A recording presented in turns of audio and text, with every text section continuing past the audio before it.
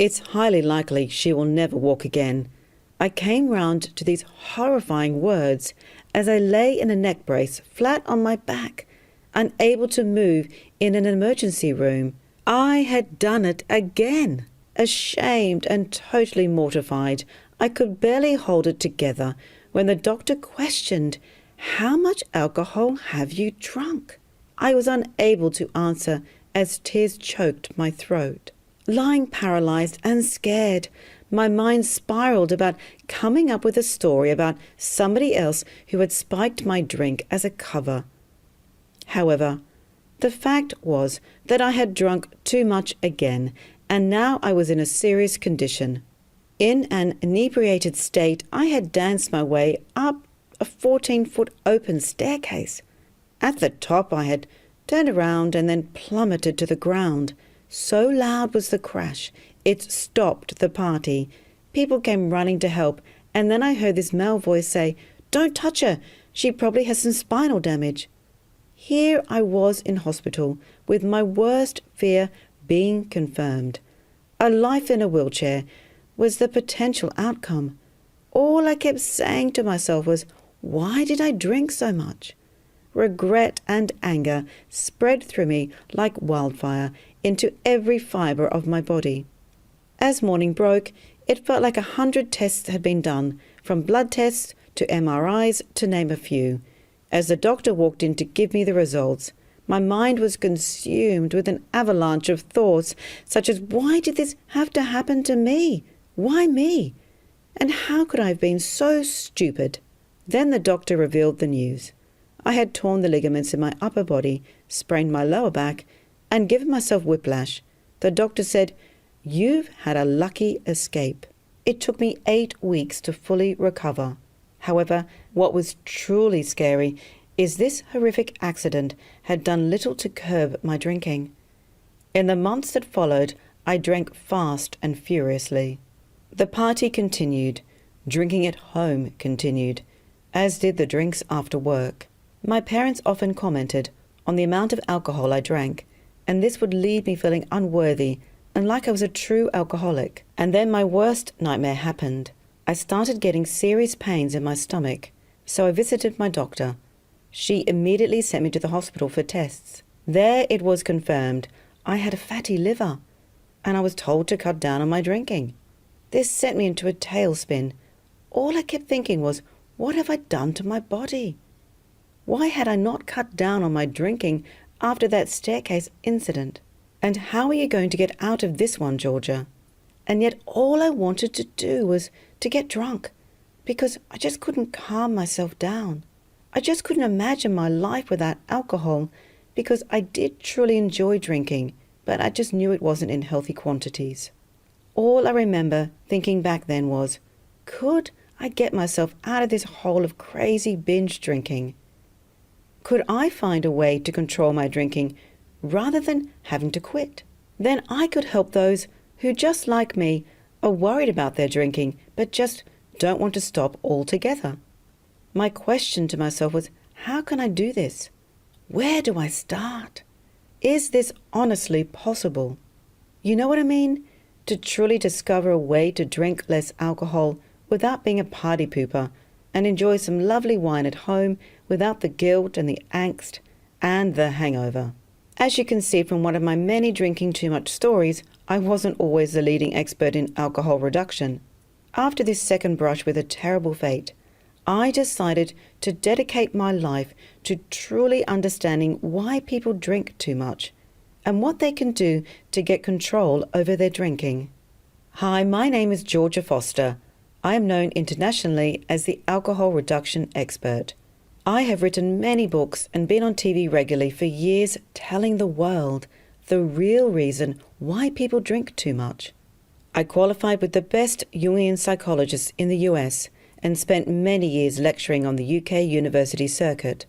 I've spent the last 22 years developing my private practice in London and Australia, helping people who want to drink less but just don't know how. Listen, over the years I've interviewed top neuroscientists from around the world. I've been in deep conversations with addiction experts. I've met with government bodies. I've done a huge amount of research and left no stone unturned to understand how to help people drink less alcohol. I've taken all the hard work out for you, so you don't have to do the hours upon hours of research on the internet. Honestly, I've taken the pain away of wondering what to do. Today is your day to stop worrying about your drinking. Now, I'm here to help you. My tried and tested Drink Less method is taking the US by storm and is being hailed as the first of its kind with a unique approach to alcohol reduction with a 97% success rate. And the good news is, without having to quit completely. Some medical experts are calling my approach the middle ground of drinking, and the message is starting to spread that many Americans secretly do want to drink less, but don't want to abstain. They're tired of being told by the media and society that quitting is the only option. Unfolding before your eyes, you are about to experience a new, refreshing, and liberating home program that gets fast results without old-fashioned willpower. Look, you may think this is a big promise, or maybe even a little bit suspicious. Because let's face it, you've been told the same old story over and over again that quitting is the only way forward. Until now, I am going to share with you my 22 years of experience of being in the forefront of how to drink less that has the support of many well-known scientists, doctors, psychologists, and psychiatrists around the world. In fact, many of them have secretly used my own methods to drink less because they too have been worried about their own drinking. Because my approach is different. And because my approach stops you feeling bad about your drinking straight away. I can assure you that you don't need to go into long-term therapy or group meetings. In fact, the opposite is true. And even better, you don't have to tell anyone that you're worried about your drinking, because they don't need to know. Only you and I need to know, and this is what is important. Because those in your life who may judge you about your drinking will only see one thing after completing this program, that you are naturally and happily drinking less and enjoying it. You see, I've heard it all before, and I get it.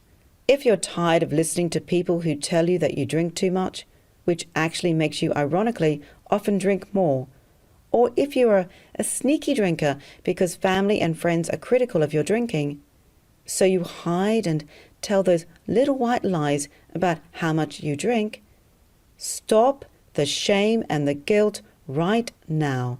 I don't know how many times men and women have said to me, Georgia, when the doctors say to me, just cut back a little, I nod and agree, but I leave feeling awful because I just can't seem to cut back.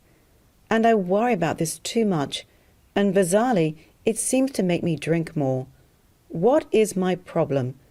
I can assure you there is nothing wrong with you. Let me repeat this. There is absolutely nothing wrong with you, and it's not your fault. We all start drinking socially and then drinking on the weekends, which leads to drinking a few days a week, which leads to drinking every day. Drinking a lot every day. I get it. I've been exactly where you are, and I can help you. Let me tell you a little secret why I know this to be 100% true. First, I'm going to tell you a close-to-the-bone drinking story from Kylie, who is a very typical worried drinker that came to me for help. And what she has to say is what I hear weekly in my professional life. Kylie kindly agreed I could tell you because she was in a pretty bad way before, and the good news, she is not now, so she's happy to share. I will also share other testimonials from men and women who have been brave enough to put their name and photo on this video to show you how powerful and fast the results of this program are. I'll show you their photos to prove they're normal, just like you, in a few moments. But first, this is Kylie's story. I shudder when I think of this drinking story. In 2012, my husband and I went to a colleague's wedding in the country. As it was a long way from home, we checked into the local hotel for the night with other people from work. I was dreading it because I'm actually very shy and I know my social anxiety can be pretty bad. But I also know I can drink too much sometimes, especially in unfamiliar social situations. So I was already really anxious. The car ride seemed to go forever, and all I kept saying to myself was, Kylie, just don't drink too much. Don't make a fool of yourself.